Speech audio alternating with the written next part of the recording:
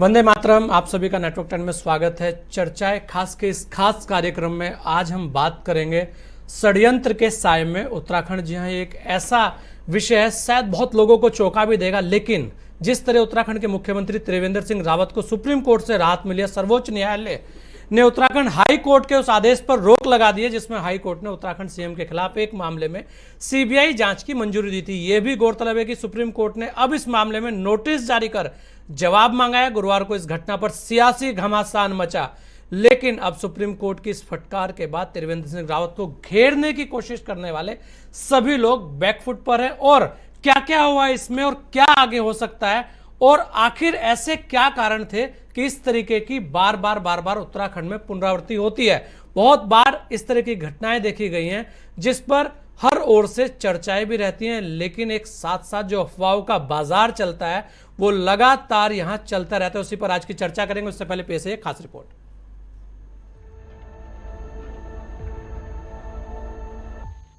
त्रिवेंद्र सरकार की यही कार्यशैली कुछ लोगों को नागवार गुजरी है। जो इससे प्रभावित हुए, उन्होंने किसी न किसी तरह से त्रिवेंद्र सिंह को व्यक्तिगत तौर पर निशाना बनाने की कोशिश की है। देखा गया है कि जब से उत्तराखंड बना है, ऐसे लोग लगातार हर चुनी हुई सत्ता को अस्थिर करने की कोशिश करते रहे हैं और अपने हितों को साधने के लिए उन्होंने हर तिकड़म अपनाई है। हाल ही में ऐसा ही कुछ प्रकरण अब भी देखने में आया है, क्योंकि सभी ने अपने अपने हिसाब से हाई कोर्ट के आदेशों की व्याख्या की और सही तथ्यों पर बात न कर सीधे टारगेट करने की कोशिश की। उस समय तो पब्लिक सर्वेंट भी नहीं थे, तो करप्शन चार्ज कैसे लगेगा? अगर उस समय लोक सेवक थे ही नहीं, एक पदाधिकारी थे संगठन में, तो वो कोई और इशू उसमें कनेक्टेड होंगे, तो उसमें शायद उन्होंने उसको कनेक्ट कर दिया। 2017 में उत्तराखंड में भाजपा को बहुमत मिलने पर त्रिवेंद्र सिंह रावत ने कमान संभाली तो सबसे पहले जीरो टॉलरेंस की बात कही। सीधा आशय यही था कि अब राज्य में भ्रष्टाचार या किसी भी तरह की ज्यादती को बर्दाश्त नहीं किया जाएगा।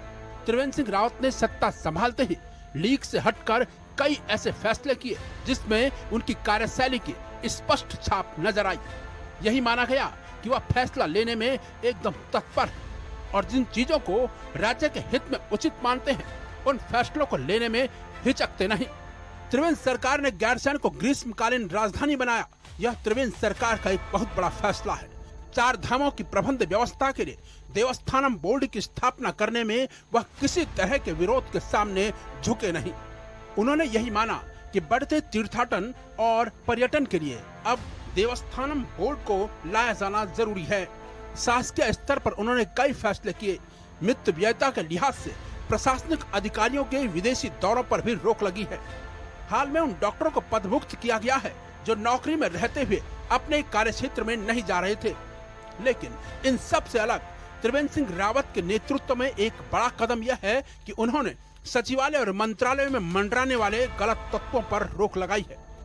देखा गया है कि आबकारी माफियाओं की बात हो या खनन और जमीन माफियाओं की बात, लगातार प्रदेश में इन लोगों का वर्चस्व रहा था। लेकिन बीते 4 सालों में इस तरह के माफियाओं की कमर टूटी है और सरकार के जरिए कोई भी नीति उनके पक्ष में बनती नहीं दिखी। जाहिर सी बात है कि कोई भी आदमी हो, अगर मुझे कोई ढील मिलेगी तो मैं आगे बढ़ के उन चीज़ों को जो है नेगेटिविटी की तरफ ले जाऊंगा और दुष्प्रचार। तो स्वाभाविक बिल्कुल ये चीज़ें होनी चाहिए कि जब तक इन चीज़ों को अगर आप अंकुश नहीं लगाएंगे तो ट्रांसपेरेंसी नहीं आ पाएगी। ये चीज़ें बढ़ता रहेगा, उस चीज़ का कंपटीशन हमें बंद करना पड़ेगा।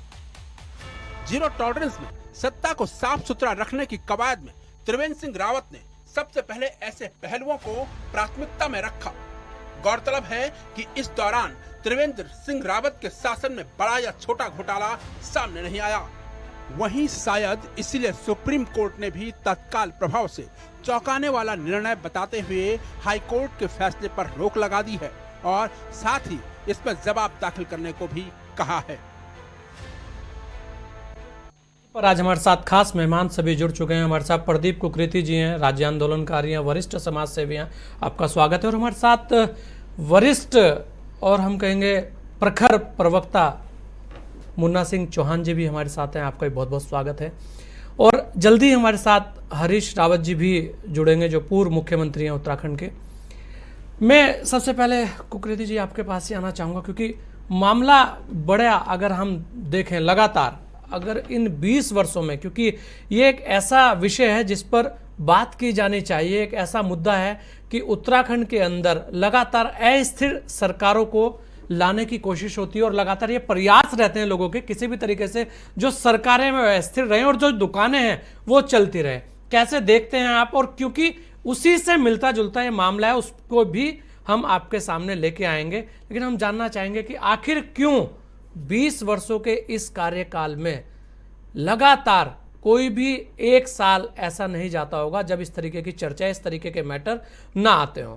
जी देखिए, निश्चित रूप में आपने जिस प्रकार की आज ये चर्चा का विषय जो दिया है जी। और इन 20 वर्षों के अंदर राज्य बनने के बाद जो हमारे अंदर एक उत्साह था, राज्य के परिप्रेक्ष्य में जो हमारी लड़ाई थी कि हमारा पृथक राज्य है और हम लोग उस चीज़ को सीधे गति के साथ आगे बढ़ेंगे जी। लेकिन दुर्भाग्य ये रहा, अगर नारायण दत्त तिवारी जी भारी भरकम कद को छोड़ते हुए, जबकि कसर वहाँ भी नहीं हुई थी, कसर वहाँ भी पूरी की गई थी, वो नारायण दत्त तिवारी जैसा कद अगर नहीं होता तो कोई बड़ी बात नहीं थी कि वो 2-2.5 साल बाद वो भी परिवर्तन के दौर में उनको पूरा फीडबैक दी गई थी हाईकमान को जी। लेकिन ये हमारे प्रदेश के लिए जितने मुख्यमंत्री हमें 40 और 45 साल में मिलने थे जी। वो हमें चंद 20 सालों में मिल गए। जी। तो ये उसके पीछे कारण यही रहा कि एक तो मुझे कहने में कोई गुरेज नहीं है, राजनीतिक अपरिपक्वता। जरूर हम लोग प्रतिनिधि चुन के आते हैं लेकिन जरूरी नहीं है कि सबके सब प्रतिनिधि चौहान जी की तरह हों जी। जो मतलब अपने संविधान के जिनको नॉलेज है, जिनको इंफ्रास्ट्रक्चर पूरा मालूम है, संविधान के अंदर जो एक सीमाएं होती हैं, क्या किस तरह की जो बात कहनी चाहिए करनी चाहिए, तो होता क्या है कि सब जो कच्चे लालच में आकर जी। और जो एक तरह का जो यहाँ पे राज्य बनने के बाद जो 5 साल के बाद 2005-7 के बाद जिस तरह से यहाँ बुनियाद जो रख दी गई, किस तरह से उसको जो है डेमोलाइज करना, इनकैशमेंट करना, दूसरी चीजों की तरफ जो है भटकाव की स्थिति पैदा करके लॉबिंग जो कर दी गई, तो कहीं ना कहीं दुख होता है मुझे इस बात में कि इसमें ब्यूरोक्रेसी ने भी उतना ही रोल अदा किया कि वो भी पार्टियों के अंदर पार्टियां बनी और वो भी इसमें कहीं ना कहीं जो भले ही कई चीजें सामने नहीं आती हैं लेकिन वो उनकी भी भूमिका उनको सह देने में होती है। उसमें हमारे जनप्रतिनिधि भी उतनी जिम्मेदार है कुछ और कुछ उसमें ब्यूरोक्रेसी भी जिम्मेदार है। नहीं, बिल्कुल ये बहुत बड़ा सवाल है मुन्ना सिंह चौहान जी। आप देखेंगे लगातार ये बात उत्तराखंड के अंदर रही है क्योंकि ब्यूरोक्रेसी को लेकर भी सवाल खड़े रहे हैं और जनप्रतिनिधियों के लिए तो कुछ भी कहा जाए उतना कम होगा क्योंकि मामले ही कुछ ऐसे हैं और हमेशा देखने में आए। और आप देखेंगे क्योंकि बहुत सारी बातें लोग करते हैं और आपके बारे में कहा जाता है कि आप संविधान की भी ठीक ठाक जानकारी रखते हैं, तो हम सबसे पहले आपसे इस मुद्दे पे आएंगे कि वास्तव में जो कोर्ट का निर्णय था क्या वो आदेश था या सुझाव था? क्योंकि बहुत सारे लोगों को अभी तक यही नहीं पता लगा हुआ क्या, बस उठाया और सोशल मीडिया पर अफवाहों का बाजार गर्म और उस बाजार के बाद बहुत सारे लोगों को वो कहते हैं ना मुद्दा लपकने की कोशिश, लेकिन उसके पीछे की हकीकत सच्चाई जानने का जो एक हम कहेंगे जानकारी जो होनी चाहिए थी, कहीं ना कहीं उससे भी उन्होंने अपने आप को अनभिज्ञ रखा। क्या कहना चाहेंगे आप? और थोड़ा सा विस्तार से इसको अगर आप बताएंगे तो ज्यादा अच्छे से लोगों को समझ में आएगा। जी नहीं, देखिए बड़ा इंपॉर्टेंट सवाल आपने उठाया जी। जरा इसको सिलसिलेवार तरीके से जी सबसे पहले मैं तल्ख टिप्पणियां करूं जी, उससे पहले मैं बड़ा स्पष्ट कर देना चाहता हूं। जी मैंने कल इस घटनाक्रम के बाद जब ये जजमेंट सार्वजनिक हुआ जी, तो उसके तुरंत बाद में एक प्रेस कॉन्फ्रेंस भी मैंने की थी और कुछ मीडिया के मित्रों ने दूरभाष वगैरह के माध्यम से भी मेरी टिप्पणी ली। जी जहां तक अदालतों का सवाल है, जी, हम नायब तहसीलदार की अदालत से लेकर के जी, तहसीलदार की अदालत से लेकर के और हर अदालत का, और जाहिर तौर पे उच्च न्यायालय और सर्वोच्च न्यायालय तो सर्वोच्च है ही, सबका बहुत बहुत आदर करते हैं और न्यायपालिका में हमारा बड़ा अटूट भरोसा है। जी, रूल ऑफ लॉ है जी, इसलिए कानून के राज के रखवालों पर भरोसा जी, बिल्कुल पूरी तरीके से रहता है। जी, जब ये जजमेंट आया और इस जजमेंट का अध्ययन करके मैंने कुछ टिप्पणियां की, जी, मैंने कहा ये जजमेंट, तीखी टिप्पणियां की मैंने, जी, this judgment is bad in law. जी, बिल्कुल ये judgment full of loopholes है, जी, ये जजमेंट समझ से परे है और इस जजमेंट की हम तीखे शब्दों में आलोचना करते हैं। जी, निंदा नहीं, जी, बिल्कुल निंदा नहीं, आलोचना। शार्पली क्रिटिसाइज करते हैं हम इसको। क्यों? कानून के कुछ बुनियादी सिद्धांत हैं। जी हम किसी के बारे में कोई बात करते हैं, यहां तक कि कानून तो छोड़िए, मीडिया में भी आप, जी मैं आपके स्टूडियो पे अभी किसी दूसरे पॉलिटिकल पार्टी पे आरोप लगाऊंगा जी तो आप उससे भी प्रत्युत्तर पूछेंगे जी, कि बिल्कुल। आपको अपने सफाई में क्या क्या कहना कहना है? जी राइट टू रिप्लाई, या ये कहते हैं राइट टू बी हर्ड। जी पहला मुकदमा है जी कि मुख्यमंत्री को इंप्लाई कर दिया गया, मुख्यमंत्री जी को लेकर के जजमेंट पारित कर दिया गया, जी। और मुख्यमंत्री जी उसमें पार्टी तक नहीं है, जी बिल्कुल मुख्यमंत्री जी को नोटिस नहीं, मुख्यमंत्री जी। जी को chief minister was simply not heard. जी एक बात। दूसरी बात, जी इस केस का बॉर्न ऑफ कंटेंशन देखिए। जी जो पिटिशनर है, जी पिटिशनर हाईकोर्ट में इसलिए गया जी कि साहब मेरे खिलाफ हरेंद्र सिंह रावत जी ने जो शिकायत दर्ज की, जी और जिसके आधार पर प्रोफेसर हरेंद्र सिंह रावत ने, जी और जिसके आधार पर मेरे खिलाफ एफआईआर हुई, जी वो एफआईआर एक्सपंज होनी चाहिए, जी क्वेश होनी चाहिए, क्योंकि मैंने, वो खुद कहते हैं मेरे खिलाफ डिफेमेशन तो बनता था, जी मेरे खिलाफ क्रिमिनल फॉर्जरी का केस नहीं बनता था, जी ये वो खुद कहते हैं। चलिए, कोर्ट का अख्तियार है, जी कोर्ट ने उसमें विचार करना था, क्या हुआ उस बहुत डिटेल्स में मैं नहीं जाना चाहता हूं कि कोर्ट में क्या जिरे हुआ, यदि भी पुलिस का, हमारा होम डिपार्टमेंट का वर्जन उसमें भी अलग है, जी लेकिन कोर्ट का अख्तियार है, उस पर तो हम कुछ कह जी। नहीं सकते। वो एफआईआर क्वेश हो गई, जी लेकिन जब उस एफआईआर के बाद जिसमें पिटिशनर ने मनगढ़ंत आरोप लगाए थे, एक लिस्ट दी कि ये मुख्यमंत्री जी के रिश्तेदार है, जी बिल्कुल जिसमें एक हरेंद्र सिंह रावत जी और उनकी पत्नी भी थी, जी और फिर यह कहा उनके बैंक खाते फ्लैश कर दिए, जी फिर यह कह दिया कि इनके बैंक खातों पे पैसे का आदान प्रदान हुआ। जी ठीक है, और ये श्रीमान उमेश शर्मा जी, जी और जब उसको बाकायदा कोर्ट में पहुंचे हाई कोर्ट, जी जब जांच पड़ताल में उसकी गर्दन फंसती हुई नजर आई, जी तो उमेश शर्मा जी हाई कोर्ट में कहते हैं मैंने मुख्यमंत्री जी के बारे में जो रिश्तेदारों की सूची दे दी वो भी गलत है, जी जो मैंने ये कहा कि इसमें पैसे दिए गए वो भी गलत है, कोई पैसे नहीं दिए गए। जी तो भाई हम ये सवाल पूछना चाहते हैं, किस चीज के जांच के आदेश हुए, जी किस चीज की जांच करेंगे? जी तो हम कहते थे जांच तो उसकी होनी चाहिए जिसने उच्च न्यायालय जैसे बड़े जी जहां पे झूठ बोला गया। झूठ बोला। जी। और एक मजे की बात है, ये जिस व्यक्ति को मैं बता रहा हूं, जी इस व्यक्ति को, इन उपेश शर्मा जी को, जी। इनको न्यायालय एक दिन की सजा भी सुना चुका है इस बात के लिए, न्यायालय में झूठ बोलने के लिए। जी वो एक सजा होती है एक दिन की जिसे बोलते हैं in custody till the rising of the court, जी बिल्कुल अदालत के उठने तक जी। की, वो सजा भी सुनाई जा सकी है।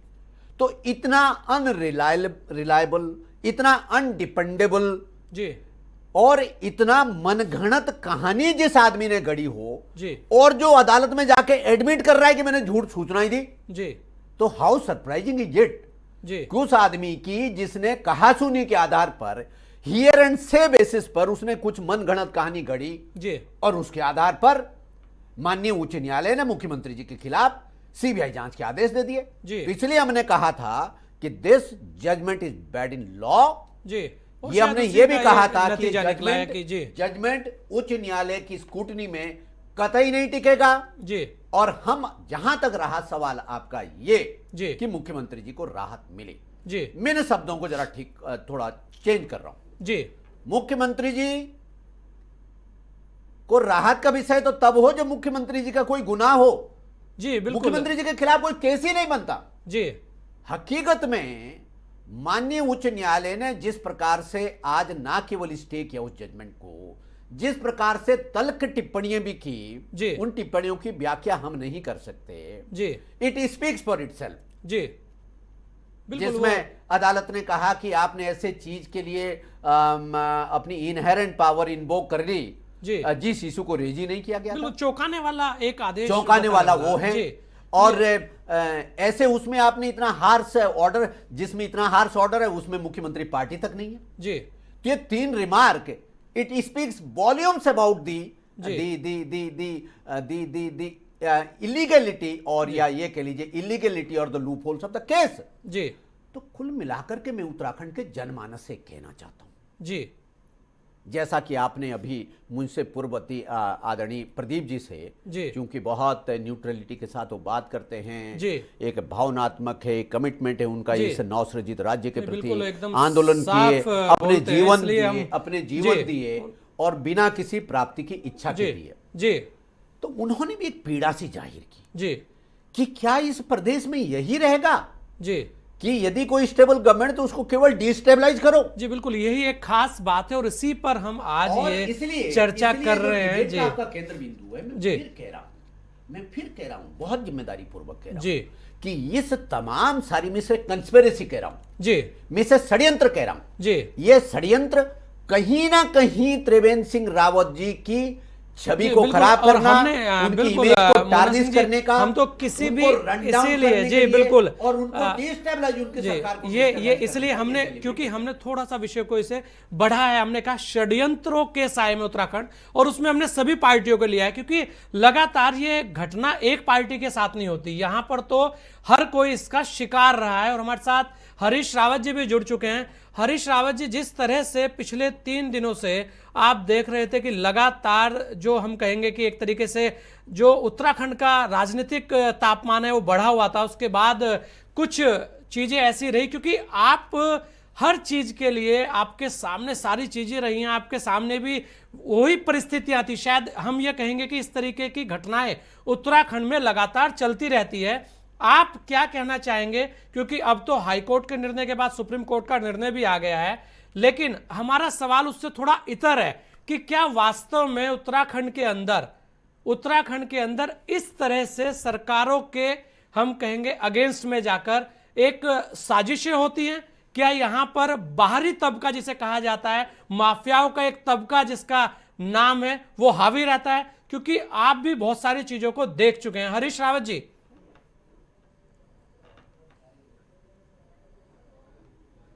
जी देखिए, पहली बात तो यह है जी जांच का अधिकार या तो इन्वेस्टिगेटिंग एजेंसी के पास है जी या उस जांच को एनालाइज करने का अधिकार माननीय कोर्ट के पास है। जी बिल्कुल। माननीय कोर्ट ने राज्य की एजेंसी पे विश्वास नहीं किया, उन्होंने कहा सीबीआई जांच करे। जी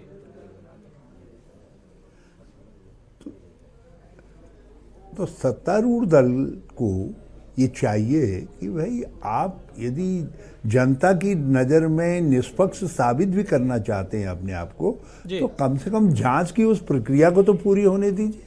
जी अब रहा सवाल हाईकोर्ट के निर्णय का, हाईकोर्ट ने क्योंकि कुछ देखा होगा, आखिर इतना स्पीकिंग ऑर्डर जी बहुधा कोर्ट देता नहीं है, जी और जितना स्पीकिंग ऑर्डर कोर्ट ने दिया जी और सुप्रीम कोर्ट ने टेक्निकलिटीज के आधार पर, जी क्योंकि सुप्रीम कोर्ट ने उन बारीकियों को देखा है जिनको टेक्निकलिटीज कही जा है, और उसके आधार पर सुप्रीम कोर्ट ने कहा है कि भाई आपने इनको मौका नहीं दिया और इसलिए जो है हम इसको स्टे कर रहे हैं। जी लेकिन इसका अर्थ ये नहीं है कि माननीय मुख्यमंत्री जी को आरोप मुक्त कर दिया है। जी आरोप स्टैंड करते हैं। जी नंबर वन। दूसरी बात यह है, भाजपा के दोस्तों को जी आज प्रदीप जी के कथानक में बहुत सारी बातें याद आ रही हैं। जी ये उस समय याद नहीं आई जब इसी व्यक्ति को, जी जिसका स्टिंग इस समय जी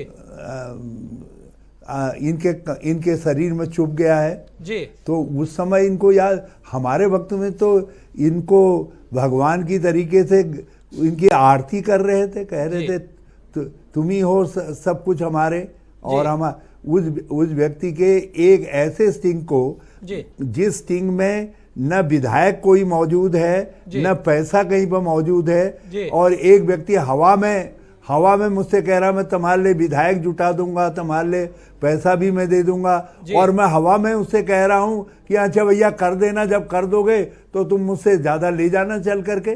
तो उसके लिए जो है मुझको भ्रष्टाचार का मसीहा बना दिया गया, और सारे बीजेपी के प्रचार तंत्र ने सारा रुपया बिखेर करके सारे देश भर में और सारे उत्तराखंड भर में लोगों को भ्रमित करने का काम किया। जबकि मेरे यहां से दल बदल करने के दोषी ये थे, और जिन्होंने दल बदल किया उन्होंने बिना पैसे के नहीं किया, कहीं न कहीं पैसे का लेन देन हुआ, उनके ऊपर तो कार्रवाई नहीं हुई। और मैं आज भी कोर्ट के सामने जो है साहब मुझे दोष मुक्त कर दीजिए कहने के लिए खड़ा हूं। और उस समय सारी भारतीय जनता पार्टी इस व्यक्ति की आरती कर रही थी। और मैं एक जानकारी आपके माध्यम से और दे दूं, इस व्यक्ति को अपना तारणहार बना करके भारतीय जनता पार्टी बंगाल में भी ले गई थी। ममता सरकार के कई मंत्रियों के स्टिंग इत्यादि इन्होंने किए। वो तो ममता ने कहा कि ऐसे डंडे मारूंगी तो वहां से भगा दिया। लेकिन एक चीज बताइए, बंगाल में भी इनका तारणहार यही था, इसका सहारा ले रहे थे। मगर यहाँ भाई जिसको मांस खाने की आदत पड़ जाएगी तो उनको जब कहीं मांस नहीं मिला तो उत्तराखंड में जो है त्रिवेंद्र सिंह जी का मांस खाने के लिए भी वो व्यक्ति आगे आ गया। जब बड़ी मेरे कार्यालय के एक छोटे कर्मचारी का स्टिंग किया इस व्यक्ति ने, तो भाजपा ने बड़ी बड़ी डिमांडें की, मेरे ऊपर बड़े बड़े आरोप लगाए। और जब इसी व्यक्ति ने मुख्यमंत्री के सचिव की जो आज चीफ सेक्रेटरी हैं उनका स्टिंग कर दिया, तो सारी भाजपा में खलबली मच गई। बिल्कुल, ये हरीश रावत जी की पीड़ा भी अपनी जगह ठीक है। प्रदीप, अगर देखें रावत जी ने जो बातें बताई हैं वो वास्तव में अगर उन्हें देखें तो जी बिल्कुल रावत जी मैं आपके पास ही अभी वापस आऊंगा। मैं प्रदीप जी बिल्कुल, रावत के लिए एक न्याय जी और त्रिवेंद्र रावत के लिए एक अलग न्याय नहीं हो सकता। जी बिल्कुल, ये अपने आप में बड़ी बात हरीश रावत जी भी कर रहे हैं। और मैं आज भी आपसे कह रहा हूं, जी आज भी कह रहा हूं, और ये सारा प्रसंग भाजपा का इन हाउस प्रोजेक्ट है जी, ये इनके घर के अंदर बना है जी। हाँ नहीं, ये बहुत बड़ी बात, ये बातें बहुत सारी हैं। और प्रदीप, अगर आप देखें रावत जी की पीड़ा वास्तव में सही है, क्योंकि बहुत सारी चीजों में एक बात बड़ी अहम उन्होंने बोली है। एक ऐसी बात हरीश रावत जी ने कही है कि भाई जब उस व्यक्ति को या किसी भी ऐसे व्यक्ति को जब आप यहां शरण देंगे, और ये कोई एक सरकार का काम नहीं है, ना किसी एक नेता का काम है, हर सरकारों की स्थितियां ये तो हरीश रावत जी की बेबाक उन्होंने सारी चीजें अपनी सामने रख दी।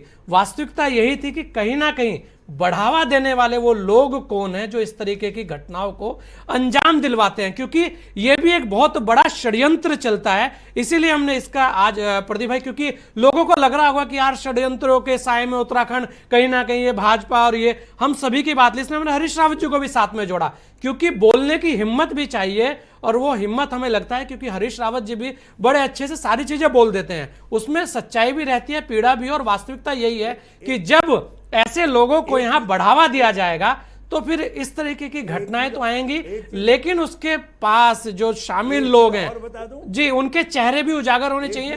प्रदीप, क्या कहना चाहेंगे आप, क्योंकि वास्तविकता यही है कि हमारे लोग इन चीजों में शामिल रहते हैं जी। निश्चित रूप में चाहे वो माननीय पूर्व मुख्यमंत्री हरीश रावत जी हों जी, और अपने आप में उनका इतना लंबा जो इतना अनुभव है, और वो राजनीतिक अनुभव ही नहीं, सामाजिक अनुभव ही नहीं, और आपने जो है केंद्रीय मंत्री से लेके और जो है सारे लगभग मैं कहता हूं कि उन्होंने हर चरम देख चुके हैं वो जी। तो ये कहीं ना कहीं कोई भी जब सत्ता या जो सरकारें आई जी, तो इसमें कमियां उन सरकारों की ही हैं। उसमें खुद हरीश रावत जी से भी मैं कहना चाह रहा हूँ, चौहान जी भी यहाँ पे हमारे समक्ष हैं, उत्तर प्रदेश से लेकर आज तक का उन्होंने जो समय काल परिस्थिति देखी है जी, वो कमी में ये कह रहा हूं कि हमारे सरकारों को अपने आसपास तो देखना पड़ेगा। जी, अगर हम अपने दाएं और बाएं नहीं देखेंगे जी, समय समय पे, क्योंकि लगभग देहरादून और उत्तराखंड अपने आप में बहुत छोटा है, जी, उसमें हर 5वां 8वां 10वां आदमी कहीं ना कहीं परिचय कहीं निकल पाता है। जी, तो कोई लोगों का एकदम अलर्ट हो जाना कि हर सरकार में अब उसकी सरकार आ रही है, मेरे उससे संबंध है। मैंने आपको पहले भी कह चुका हूं कि इसमें जनप्रतिनिधि से लेके छोटे से छोटे अधने से लेके और बड़े चुने हुए विधायक तक या मंत्री तक भी हो सकते हैं, और लेकिन उनको सह कौन देता है, उसमें ब्यूरोक्रेसी का थोड़ा रोल रहता है जी, बिना किसी उसके। आप इस चीज को छोड़िए ना, हम तो 20-25 सालों से क्यों हम उत्तर प्रदेश के जमाने से सोशल मीडिया का भी बहुत बड़ा रोल रहता है जी। साप्ताहिक अखबार से लेके वहां ब्लैकमेलिंग शुरू हो जाती है जी, और वो विभागों में इस तरीके से टॉर्चर किया जाता है कि विभाग के अध्यक्ष को कुछ ना कुछ इस तरीके से उसकी सेवा में करना पड़ता है। लेकिन उसकी कमी कहां है, हमारी लिबर्टी है जी। लेकिन उसमें हमें ट्रांसपेरेंसी अपनी कार्य प्रणाली में लानी पड़ेगी, हमारे को अपने अधिकारियों में लाना पड़ेगा जी। और निश्चित रूप में जो हमने भी स्वयं ये कहा था कि अगर ऐसा आरोप लगाया तो रावत जी को इस समय जो है, त्रिवेंद्र जी को अपना इस्तीफा देना चाहिए, क्योंकि उनकी सत्ता, उनकी सरकार है, जाहिर सी बात है उनके मंत्री या उनकी सरकार है वो उनको वापस कहते हैं कि नहीं आप तब तक बने रहे जब तक फैसला आता है। लेकिन इससे क्या होता है कि एक समाज में एक सकारात्मक संदेश जाता है। कानून के लिए मैं इतना कहना चाहता हूं कि जजों के लिए हर बार कहीं ना कहीं फैसले जो है बिल्कुल बैलेंस होकर नहीं आते, मैंने देखा है। क्योंकि मैं स्वयं एक राज्य अधिकारी होने के नाते देखता हूं कि जब 10% क्षैतिज आरक्षण शिथिलता का जो वो था उसको बायस करके जिस प्रकार से हमारे परिप्रेक्ष्य में दिया गया कि सब कंटम कर दीजिए, सब कुछ नहीं, सब खारिज कर दीजिए, तो जजी तो हमने वही देख ली थी। मतलब निर्भया को न्याय मिल रहा है 3-3 महीने में, 6-6 महीने में, जो बहुत अच्छी बात है। और मुजफ्फरनगर कांड के दोषियों को आज तक सीबीआई सजा नहीं दिलवा पाई। तो कहीं ना कहीं ये जो चेक एंड बैलेंस है, ट्रांसपेरेंसी है, ये हमें दिखाना पड़ेगा। और निश्चित रूप में इस प्रदेश को बचाने के लिए भारतीय जनता पार्टी से लेकर कांग्रेस से लेकर तमाम क्षेत्रीय दल और सामाजिक संस्थाएं और खासकर उस चौथे स्तंभ की जिम्मेदारी और बढ़ जाती है कि किस तरीके से हमें कौन सी चीज सामने दिखानी है और उन लोगों का पर्दाफाश होना चाहिए जो हमारे प्रदेश को जो है डसने का काम कर रहे हैं, चाहे वो कोई भी प्रतिनिधि हो या कार्यकर्ता हो या संस्था हो। जी बिल्कुल, ये बहुत बड़ी बात है, चर्चा जारी रहेगी। जाइएगा नहीं, लेते हैं एक छोटा सा ब्रेक, जल्द लौटेंगे आपके बीच।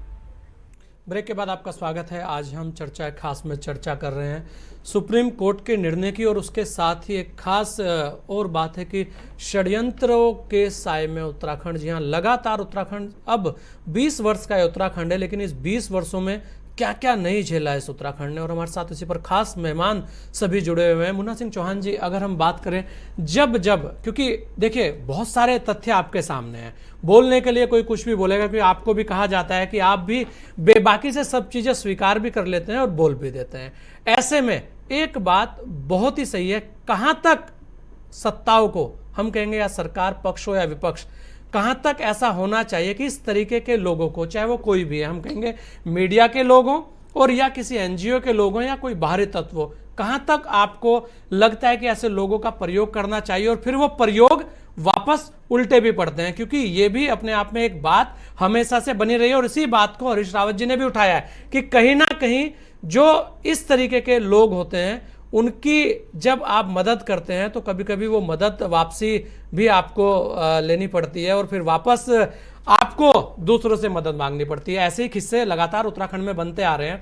और आखिर उत्तराखंड में ही क्यों? क्या उत्तराखंड इतना सॉफ्ट है इन 20 वर्षों में? क्या उत्तराखंड ये भी नहीं सीख पाया कि बाहरी तत्वों का इस तरीके से आकर सरकारों को अस्थिर करना कहीं ना कहीं दर्शाता है कि उसके पीछे उसकी मंशा क्या है, क्या चाहता है उत्तराखंड के अंदर इस तरीके के लोगों का आगमन? जी मुन्ना सिंह चौहान जी। सबसे पहले तो मैं आदरणीय रावत जी को नमस्कार करता हूं जी, मेरा प्रणाम स्वीकार करें।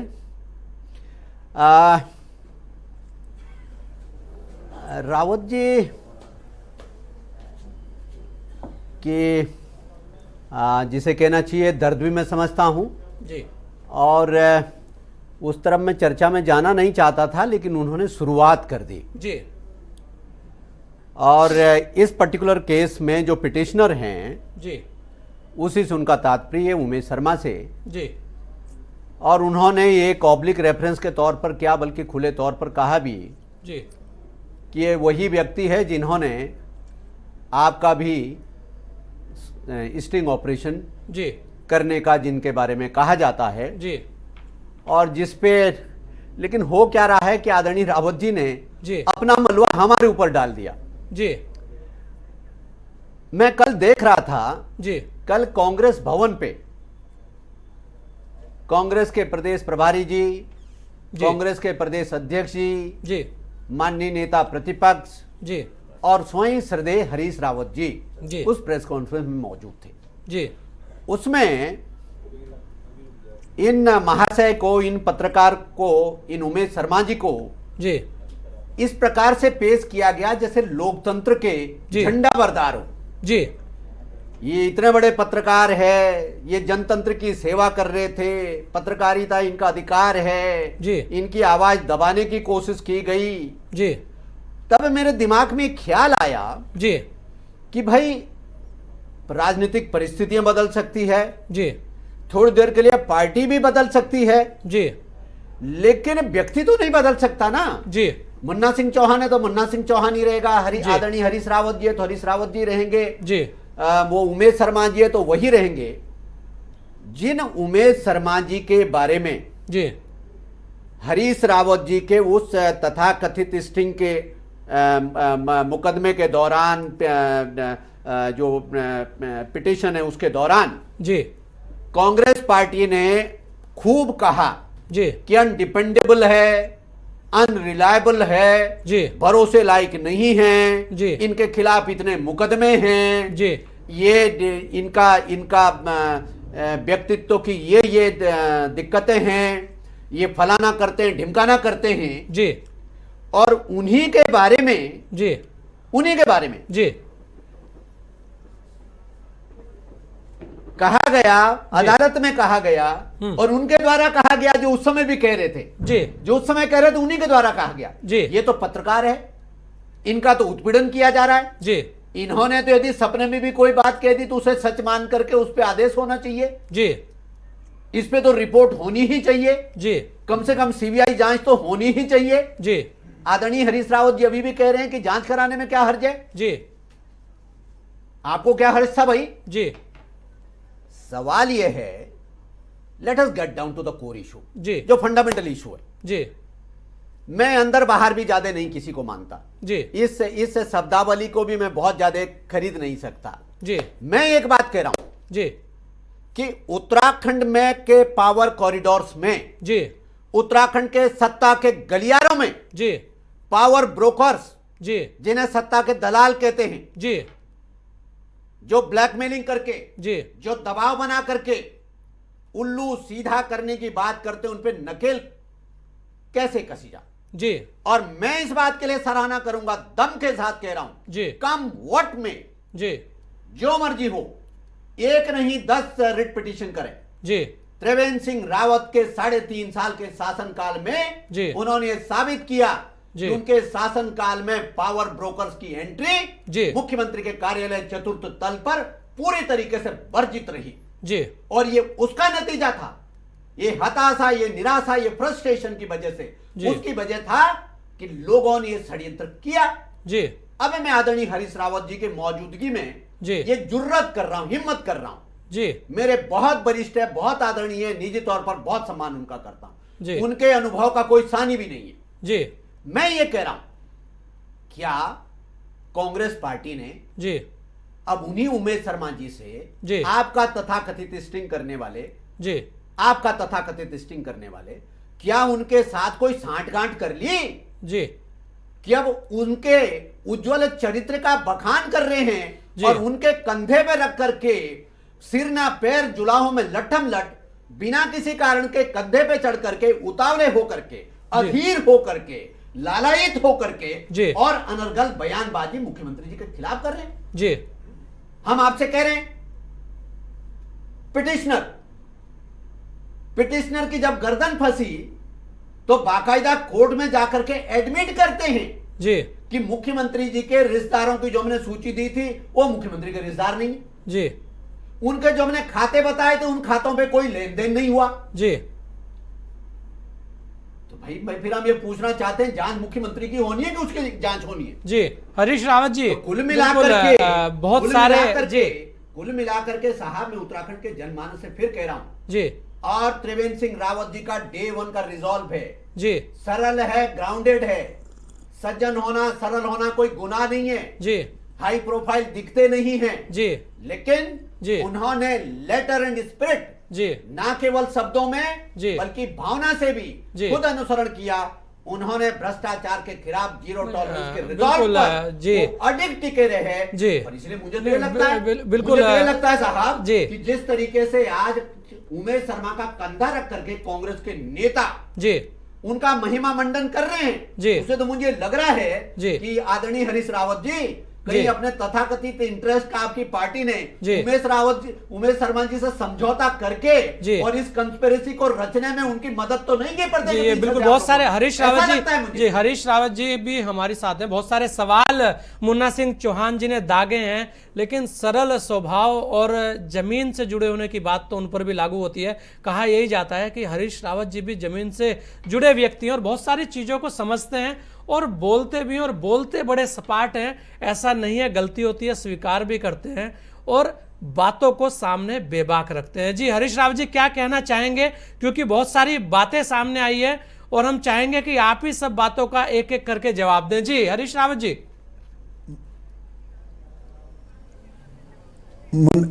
मुन्ना सिंह जी को मैं इस समय भाजपा मान लेता हूं। जी ये मेरी आवाज इको कर रही है, जरा देख लीजिए इसको। जी आवाज इको कर रही है। लेकिन यहाँ बड़ी अच्छी सुनाई दे रही है आपकी आवाज। जी तो मुन्ना सिंह जी को यदि मैं भाजपा मान करके कहूं तो मैं ये कहना चाहूंगा कि 100 चूहे खाकर बिल्ली हज करने की कोशिश कर रही है।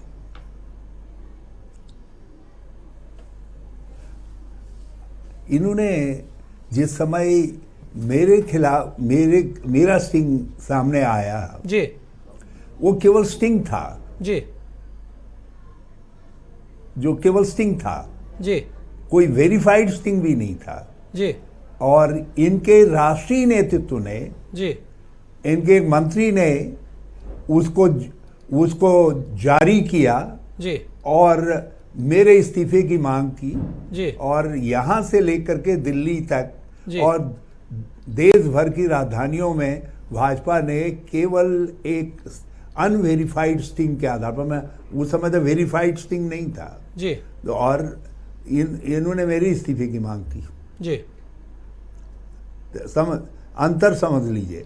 आज जब कांग्रेस मांग कर रही है जी तो कांग्रेस हाईकोर्ट की स्टैंप के साथ जो आदेश है, जी। जिसमें हाईकोर्ट कह रहा है कि गंभीर नेचर के आरोप हैं जी और इसलिए सीबीआई की जांच आवश्यक है और वो भी 24 घंटे के अंदर एफआईआर दर्ज होनी चाहिए।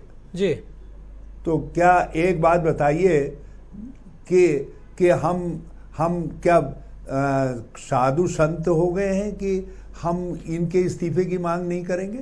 जी अरे हमारा राजनीतिक कर्तव्य है। जी हम यहाँ विरोध पक्ष हैं। जी राज्य की जनता हमसे सवाल करती जी कि इतना गंभीर जजमेंट हमारे सम्मानित न्याय हाईकोर्ट से आया जी। है और आप चुप बैठे हो। जी यकीनन।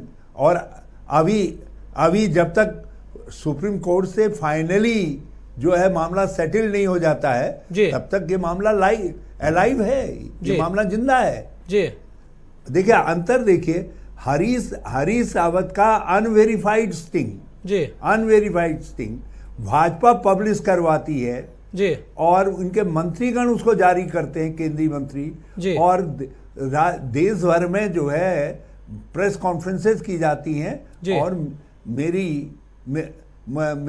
मेरा इस्तीफा मांगा जाता है। जी। और उसके बाद एक कदम आगे बढ़ता है केंद्रीय मंत्रिमंडल बैठता है प्रधानमंत्री जी के अध्यक्षता में, जी बिना गवर्नर से कुछ मंगाए और केवल उस स्टिंग के आधार पर मेरी सरकार को बर्खास्त कर दिया जाता है। जी तो तब मैंने कहा कि यदि मैं मुन्ना सिंह जी को भाजपा समझूं, जी जबकि वो आत्मा से कितना भाजपा है मैं नहीं जानता, नहीं, मैं भाजपा ही हूं पक्का। तो जी। ये जो तो इस पर वो 100 चूहे खाकर बिल्ली हज करने चली जी। वाली कहावत सटीक बैठ जाती है। जी। मेरे छोटे भाई हैं, बहुत काबिल व्यक्ति हैं, जी। जिस तरीके से साहसपूर्वक उन्होंने अपने सीएम को डिफेंड किया, जी। मैं मेरी शुभकामनाएं उनके साथ जी। हैं और उनको निश्चित तौर पर पुरस्कृत किया जाना चाहिए। जी। लेकिन मुन्ना सिंह जी आखिर ये सत्ता के गलियारों में जी इस कलाकार को लेकर के कौन आया? जी जरा मैं आपको याद दिलाऊं, जी। जब आपकी ही पार्टी के एक मुख्यमंत्री को ये तीर मार रहा था, उनका स्टिंग कर रहा था, जी तो आपके पार्टी के नेतागण इसको बचाने का काम कर रहे थे। जब आपकी पुलिस, आपके नेतृत्व में पुलिस खोज रही थी, तो आपके ही एक पूर्व मुख्यमंत्री के घर में जी।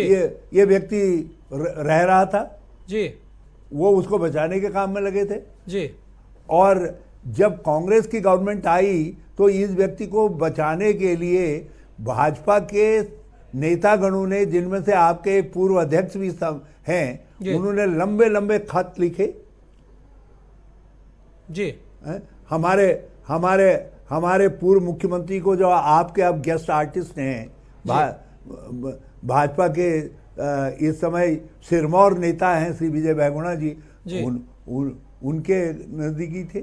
जी और आपको अच्छी तरीके से मालूम है, यदि किसी को साहस है भाजपा के अंदर तो कहें कि इस स्टिंग मास्टर के साथ हमारी पार्टी के किसी व्यक्ति का संबंध नहीं है। जी और मैं कह रहा हूं कि मेरी पार्टी के किसी का संबंध नहीं है। हाँ, एक दो लोगों ने कभी कभी इसका, आप इनके बहकावे में आए होंगे, जी लेकिन भाजपा के लोग तो इसका उपयोग करते रहे, पतनाला वही राष्ट्रीय गिरेगा। स्तर पर भी उपयोग करते रहे। जी और पश्चिमी बंगाल में ममता जी के खिलाफ करते रहे। जी। और अब आज जी जवाब जब वहां कर रहे थे पत्रकार थे, जी जब वहां कर रहे थे पत्रकार थे, और जब यहां उन्होंने यहां कुछ कर दिया, जब आप पर चोट आ गई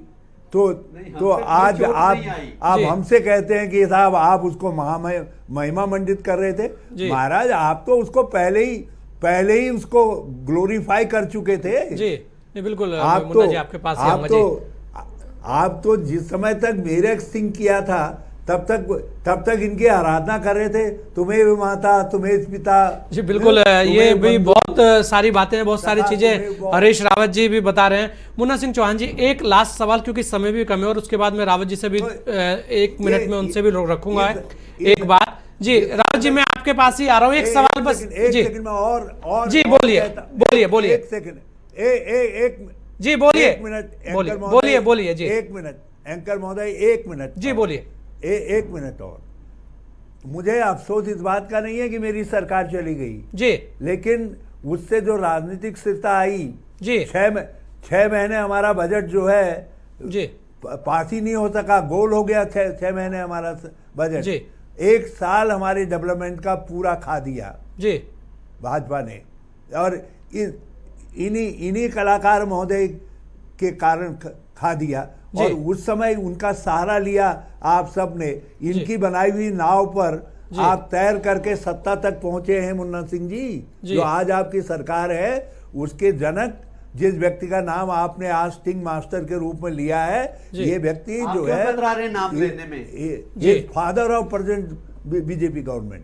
जी बिल्कुल। ये आप तो इनके औरस मानस और स्टिंग पुत्र हैं, जो है वहां से निकले हैं आप लोग। जी बिल्कुल, बहुत सारी बातें। मुन्ना सिंह चौहान जी, एक बात बड़ी खास है, बिल्कुल आपसे ये सवाल भी ले लूंगा और उसका जवाब भी साथ में ही दे दीजिएगा, क्योंकि समय भी कम है और बातें बहुत ज्यादा हैं। मुन्ना सिंह चौहान जी, जब भी जब भी राज्यों के अंदर हम बात करें पिछले 20 वर्षों की, तो जब भी इस तरीके की चर्चाएं चलती हैं कि अब आबकारी के अंदर कुछ बदलाव होने हैं, चाहे वो रावत जी की सरकार हो या बहुगुणा जी की हो या त्रिवेंद्र की हो, खंडूर जी, किसी की भी सरकार हो, जब भी यहां पर इस तरीके की बातें आती हैं कि जैसे ही खनन की नीति की बात होने लगे, जैसे ही आबकारी की नीति की बात होने लगे, तो कहीं ना कहीं इस तरीके की घटनाओं में तेजी आ जाती है। तब ऐसा लगने लगता है कि यार ऐसा क्या एकदम से आफत आ गई कि उस पर्टिकुलर टाइम के अंदर इस तरीके से ऐसा माहौल बनाया जाता है। तो वो जो चीजें हैं वो शंका पैदा करती हैं कि वास्तविकता कहां है, क्योंकि उत्तराखंड के अंदर आबकारी और खनन ने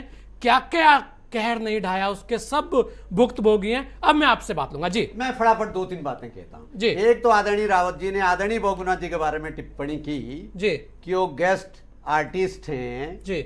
तो मैं आदरपूर्वक ये कह रहा हूं कि आप अपने आप को गेस्ट आर्टिस्ट मानते हो तो उनको भी हम गेस्ट आर्टिस्ट मान लेते हैं जी। और आप अपने आप को गेस्ट आर्टिस्ट नहीं मानते और पार्टी का वरिष्ठ लीडर मानते हैं, आपके पार्टी के लोग मानते हैं, तो हम उनको ऐसा ही मानते हैं जी। उनका बड़ा महत्व है जी। दूसरी बात, जहां तक भारतीय जनता पार्टी का किसी को किसी स्टिंग वाले को किसी तथाकथित किसी पत्रकार को पश्चिमी बंगाल ले जाने के लिए, सुनिए, पश्चिम बंगाल ले जा करके किसी का इस्तेमाल है, भारतीय जनता पार्टी पूरे देश के अंदर हर सूबे में जी, हर कोने में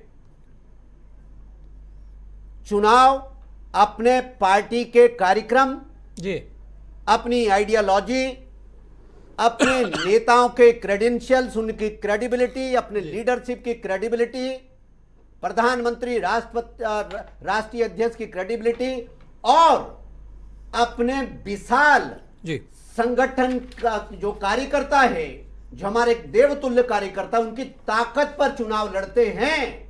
हम किसी दलाल की ताकत पर चुनाव नहीं लड़ते जी। और ना ही अनएथिकल, मैं फिर कह रहा हूं, त्रिवेंद्र सिंह रावत जी की सरकार में, बीजेपी की सरकार में, त्रिवेंद्र सिंह रावत जी के सरकार में सबका स्वागत है, लेकिन अनएथिकल काम करने वाला, वो पत्रकार हो, वो सामाजिक कार्यकर्ता के नाम पर हो, वो राजनेता हो, अनएथिकल काम करने वाले के लिए ना बख्शिश पहले थी, ना अभी है, ना कभी आगे होगी।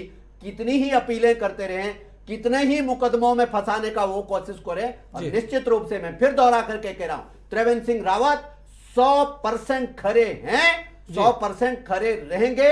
उन्होंने भ्रष्टाचार के खिलाफ जीरो टॉलरेंस के रिजॉल्व को जबान से नहीं कहा, बल्कि लेटर एंड स्पिरिट में उसका पालन करने का काम किया। और उत्तराखंड की जनता ने, आदरणीय रावत जी, आपने कहा कि हमने गलत काम किया था, तो 17 के चुनाव में उत्तराखंड की जनता ने उसका जवाब दिया ना। हम गलत काम करते तो लोग हमें सबक सिखाते, लेकिन सबक किसको सिखाया? सबक कांग्रेस को सिखाया। तो इसलिए जनता सब देखती है। हम उत्तराखंड के जनता से केवल यही आग्रह करते हैं कि आप सब चीजों में, आप ब्लैकमेलिंग की, पावर ब्रोकर की, सत्ता के गलियारों में दलाली करने वाले लोगों पर नजर रखिए, और तभी आप जो हैं, और त्रिवेंद्र सिंह रावत जी की छवि को खराब करने का जो एक प्रयास हुआ, ये बुरी तरीके से विफल हो गया है। ये किसी पे ये अपने परवान पे चढ़ नहीं सकता है, और अभी तो कम आया है, आगे आने दीजिए। इसके सहारे, इस तथाकथित इस जजमेंट के सहारे जो लोग उम्मीदें पाले बैठे हुए, वो मुंह के बल आकर के फिर गिरेंगे। जी बिल्कुल। हरीश रावत जी, क्योंकि समय कम है और आपसे मैं अंतिम सवाल ये ले रहा हूं कि आखिर उत्तराखंड के अंदर ऐसी क्या खास बात है? रावत जी, एक ही बात, एक सवाल बस आपसे जी, बिल्कुल आप अपनी बात भी उसी में जोड़ दीजिएगा कि आखिर उत्तराखंड के अंदर ऐसी खास बात क्या है कि बहुत सारे असामाजिक तत्व उस उत्तराखंड को अपनी, हम कहेंगे, एक ऐसी स्थली मानते हैं कि सारे कर्म यहां करेंगे भी, सब कुछ यहीं से लेके भी जाएंगे और सबसे सिक्योर, सबसे सुरक्षित रहेंगे भी यहीं पे। जी, मैं दो बहुत छोटे से उत्तर देना चाहता जी। एक उत्तर तो ये देना चाहता हूं, मुन्ना सिंह जी, अभी तो सुप्रीम कोर्ट से कोई फाइनल वर्डिक्ट नहीं आया है जी, इसलिए इतना ज्यादा न उछलिए। और यदि ऐसा ही जीरो टॉलरेंस है तो कहाँ है लोकायुक्त? जी, मैंने तो लोकायुक्त की फाइल मंजूर करने के लिए गवर्नर के पास भेज दी थी, आपने गवर्नर से उसको मंजूरी नहीं होने दिया। जी, जीरो टॉलरेंस की सरकार, मेरी तो जीरो टॉलरेंस की बात मैंने कभी नहीं कही। जिन्होंने जीरो टॉलरेंस की बात कही वो लोकायुक्त का भोजन कर गए, लोकायुक्त का भोजन कर गए। कहाँ है Lokayukta? Number one. Number two, हम राजनीतिक रूप से इतने बेईमान क्यों हैं जी?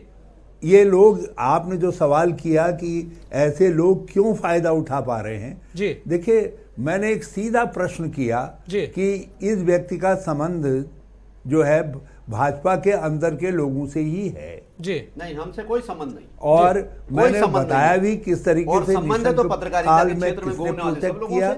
विजय बहुगुणा जी के काल में उसको छुड़ाने के लिए कौन कौन, केस विड्रॉ करने के लिए कौन कौन लोग प्रयत्नशील थे, और आज भी उनके किसके साथ संबंध है मुन्ना सिंह जी बहुत अच्छी तरीके से जानते हैं।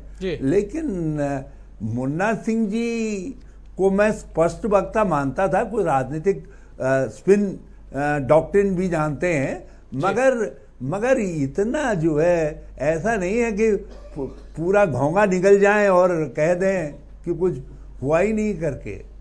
तो ये इन्होंने इस हकीकत को स्वीकार नहीं किया है। यदि ये राजनीतिक रूप से इस हकीकत को स्वीकार कर लेते कि इस तरीके के करने वालों को हमारी पार्टी का प्रश्रय रहा, हमारे लोगों का प्रश्रय रहा, और मेरी पार्टी में आज भी ऐसे लोग हैं जो उसको प्रश्रय दे रहे हैं, तो ऐसे लोगों की हिम्मत टूटती।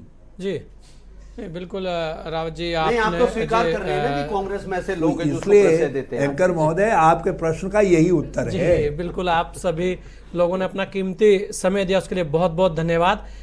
सत्ता किसी की भी हो, और हम कहेंगे भाजपा कांग्रेस कोई भी हो, लेकिन जिस तरीके का चलन उत्तराखंड को देखने में रहा है, लगातार यहाँ इस तरीके के लोग हावी हो जाते हैं आकर, ये अपने आप में एक बड़ा सवाल खड़ा रहा है। और कहीं ना कहीं जनमानस को भी ये सोचना होगा कि आखिर इसके पीछे हकीकत क्या है, क्योंकि कहीं ना कहीं बहुत सारे लोगों के ऐसे हित रहते हैं कि जो साधने के लिए वो कुछ भी कर जाए वो कम है। आज चर्चा खास में इतना ही, दीजिए मुझे इजाजत। जय हिंद।